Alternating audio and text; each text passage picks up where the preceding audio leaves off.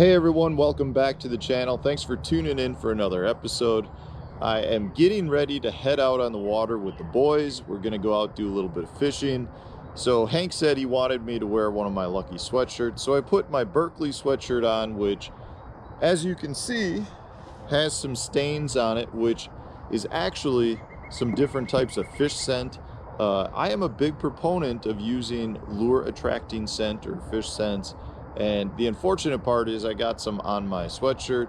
I actually wasn't wearing it when I had it. I had taken my sweatshirt off, put it on the deck of the boat, and then spilled a little bit on it, which is what happens. But don't worry, guys. It does not smell like fish attractant or lure attractant, whatever you want to call it.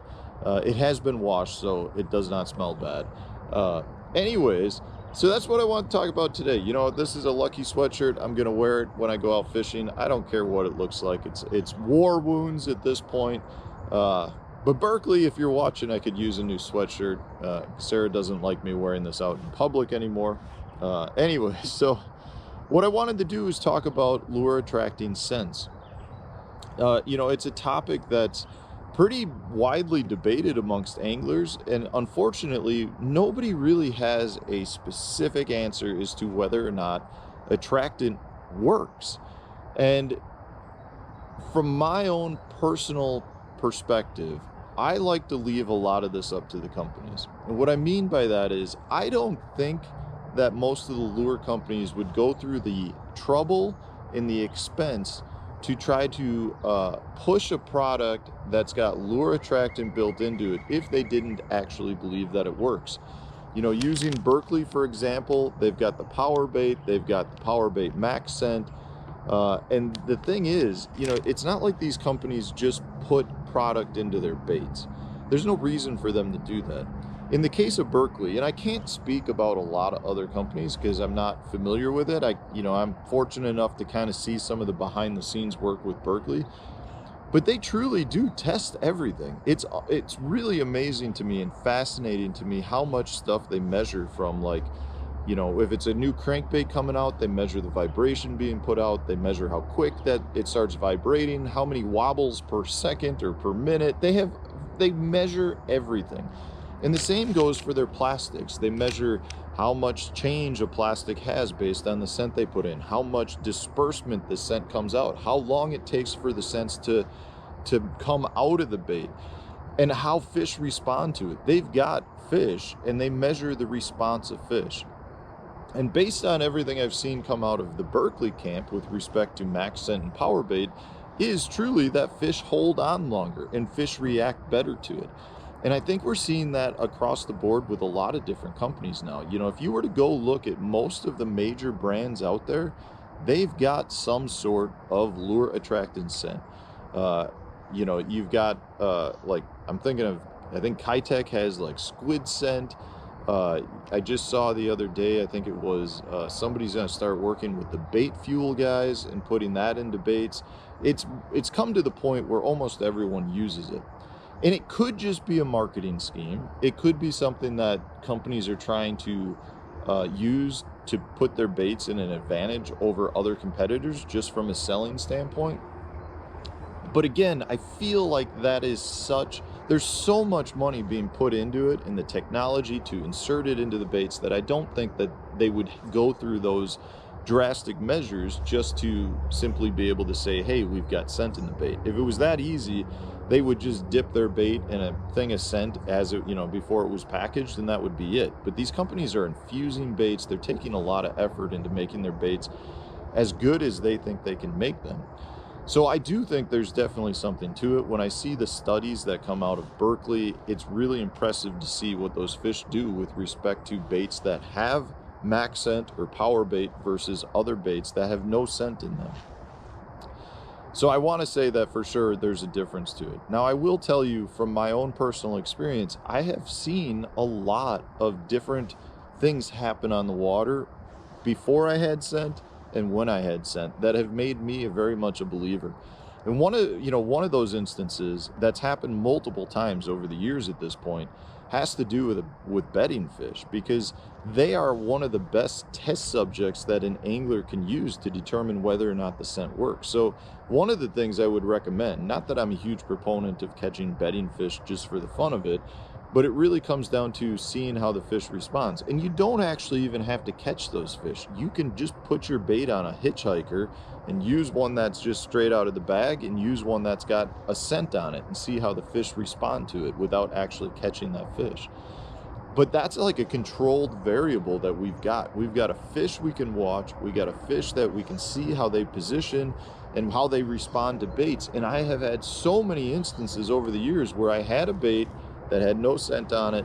Fish showed no interest. I put scent on it, and like in the first cast, the same bait, that fish responds aggressively or eats the bait. It's just one of those things that is really impressive to me. You know, I've had some discussions with some of the guys that are using some of that bait fuel stuff, and they're saying that they're seeing that that works.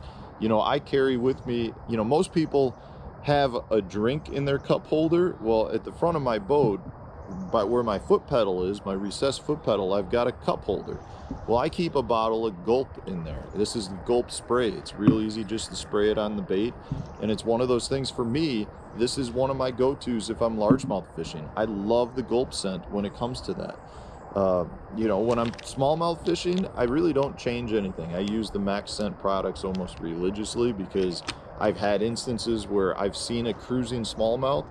I throw up to where that fish I think is going so I can lead the fish, and instead, as I'm casting, they might change direction and my bait lands 20 feet away and they show no interest as my bait's sitting on the bottom, and all of a sudden, just like a hound dog, it's like they turn and it's like they're looking for my bait. I'm not even moving it, and eventually they come up and find my bait, even though they didn't show any recognition to it as the bait was falling to the bottom. So part of me thinks that has something to do with scent. Now again, I'm not a fish biologist. I do have some years of fish biology training in school, but I'm not a true fish biologist, and I can't give you an exact answer as to whether it matters or not. But again, I personally like to use it. You know, I've got different ones that I use. I'm not only a Berkeley guy. I do like Smelly Jelly. This is the shad glitter one, which I think is awesome if I'm fishing spotted bass or schooling fish. Part of the reason for that is there's a glitter in there, and this is kind of like a sticky paste, so it sticks to the baits real well. But as it disintegrates and comes off the bait, you get those little glitter pieces that fall off, which looks very much like scales coming off of the fish. I've had really good luck with Procure. The Gulp stuff I use for largemouth all the time. I mean, it's just one of those things. I think it comes down to two things in my opinion. One, I've got confidence in it, so I continue to do it. Two, I've seen personal experiences where the fish are actually responding. And three, if I've got scent on me already, whether that's deodorant, maybe I pumped gas before I got to the lake and I've got some gasoline or diesel smell on my hands. Maybe I was messing with the motor as I was trimming it up and I got grease on my hands. Those are all unnatural substances, and pretty much most of the different scents on the market now are going to be made with some sort of pheromones or natural substances that the fish should potentially be familiar with, whereas they're probably not familiar with the grease on my hands or diesel smell. So if I can cover that up, that's just another thing that gives me confidence and makes me feel good about what I'm doing. So I figured I'd do this video, one, because I saw my stain on my sweatshirt, but two, because it's a question that I get asked all of the time from viewers. I think it's truly something out there that anglers go back and forth on, because like a lot of things in fishing, we don't have a guaranteed answer. You know, I can't talk to the fish and communicate, but I can take some of the studies that Berkeley's done, mix it with my own personal experiences, and say, hey, I think this helps me on the water, and I'm having a little bit more success because of it.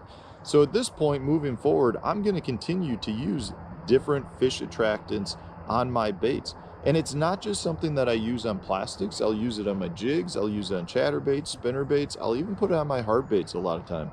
Again, this is going back to the Smelly Jelly and the glitter.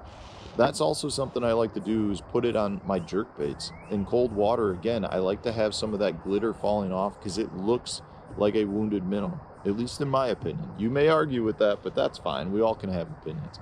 Anyways, guys, I would say grab yourself a few cents, try them out, you know, fish with 1 cent for an hour, fish with another cent for an hour, and just mix it up and see if it's something that you think matters, or just stick with buying products that already have scent that are built into it. You know, the max scent product is supposed to disperse over a long period of time, so as you're using it, the bait continues to come out. You've probably seen some of the studies that Berkeley's put out where they show max scent baits in like a bowl of water, and you can see over time it disperse out of the bait.